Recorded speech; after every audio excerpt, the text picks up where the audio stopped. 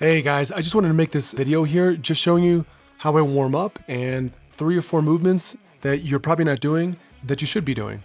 These movements hit all the classic areas where most guys 40 and over are just weak at. So that's your core, that's your legs, that's all the small muscles in your feet, that's your glutes. But we're starting here with the jump rope. So as you can see here, I'm skipping my feet side to side, changing the styles. Now most guys' feet, just in general, are very, very weak. So this is a great way to hit a few areas all at once because you build endurance in your feet, ankles, and your calves while building strength. Try to look at your feet and your ankles, guys, as the tires to a sports car. Now, you can be jacked if you want, really strong, a really fast car, but if you got flat tires or bad tires on that sports car, it really doesn't mean much. So again, really consider jump roping.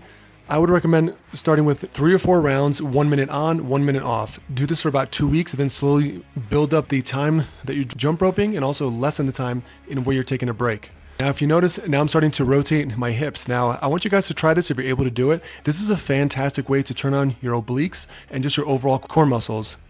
Try this for 10 seconds. You're gonna feel a burn that you haven't felt before. This is a really great way, again, to warm up those ankles, feet, calves, and now your core too. All the key areas the guys 40 and up need to warm up prior to exercising. All right, next movement. Here's the press move I was talking about. This is a fantastic way to press. Most guys have not tried out this variation. This is an easier way to really hit your pecs in a safer way so your shoulders can be spared, and you can also work your core a whole lot more this way than laying on a bench. So try it out. I would start with about 12 reps on each side. Notice that I'm not bouncing the weight that's on the top or the bottom. I just control it on the way down, and then I drive with some power on the way up. Try to keep this tempo. Whether you're on a ball or not, try this one arm press. Third movement up, we got the single leg hip extensions off the bench. This might seem kind of weird, guys, but just hang in there with me. This is a fantastic way to get your glute strength up, which means bigger squats, bigger deadlifts, and just way more real world strength here. So if you see my tempo here, I'm controlling it on the way down. Don't just fall down. Drive up through your heel. That's a key point there. Do not drive with the balls of your feet. That's usually just saying their glutes are weak and your quads want to take over. So don't do that. Keep the hips nice and level because this is also working your groin muscle, all the small glute muscles on the side of your hip, and also, which I love to incorporate, a lot of core here. So your back's working, your core's working, and then the key muscle, your glutes are working here. Keep control here. I would go 12 aside. Give me that pause on the very top. One more time, guys. Control this movement. All right, so the fourth movement here, you may have seen people doing this at the gym, but probably not with this variation. This is actually grabbing the weight off the ground, as you can see me doing here. So you really need to brace your core when you're doing this one and drive that base foot through the floor in order to get up. So this one's gonna take a little bit just to get the balance portion of this, right? As you can see me here in the movement, I actually mess up once or twice while I'm doing this. But again, fantastic for guys our age and over. I'm 42.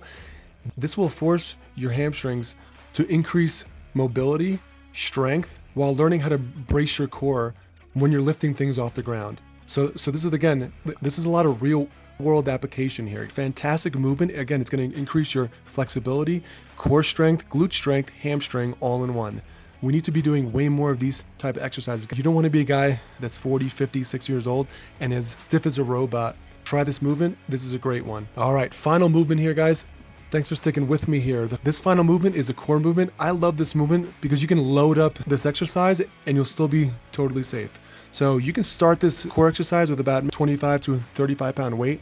I personally do more, but when you get used to the movement, you can actually load this up quite a bit. I've gone as high as 90 pounds, but that's further down the road. The hardest part about this is when you started sliding your feet underneath some weights for support, finding out what's too close to the wall and what's too far away from the ball. There's a sweet spot there. There's a Goldilocks zone where it feels pretty good. Before the movement starts, you want to make sure that your shoulder blades are just off the ball on the back. If they're on the ball or way too off, it's going to feel wrong. So make sure your shoulder blades are just barely off the ball. Now, guys, I want you to use control here for both phases. So on the way up, squeeze at the top, breathe out as you come up on that crunch. Like most core exercises, breathe out as you come up. As you go down, guys, nice and easy. Do not just fall down. You can hurt your back that way. This is a safe movement, but if you do it wrong, obviously you can get hurt. Feel that stretch in your core as you go way down. Then I want you to squeeze that stretch as you go up. Again, hold your breath on the bottom part, push that air out as you go up. Now, I want you to start with only about 20 to 30 pounds. Focus on the control, good form here, and then also focus on breathing. This is a great move that I see no one doing at the gym. Remember that your core muscles are actually made up almost 50-50 to type 1 to type 2 muscles, which all that means is it's made to go fast with rotational core movement.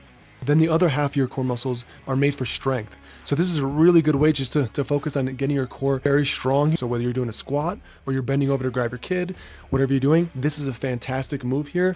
Really underrated exercise. Again, I see no one doing this at the gym. So give this one a try. Again, I probably wouldn't go for the first couple weeks, more than about 12 reps. Again, control is the name of the game here.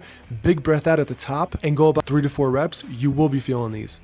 Guys, that's it. Please give me a follow if you want to learn more movements for guys over 40 that want to look good, but also move well. Take care.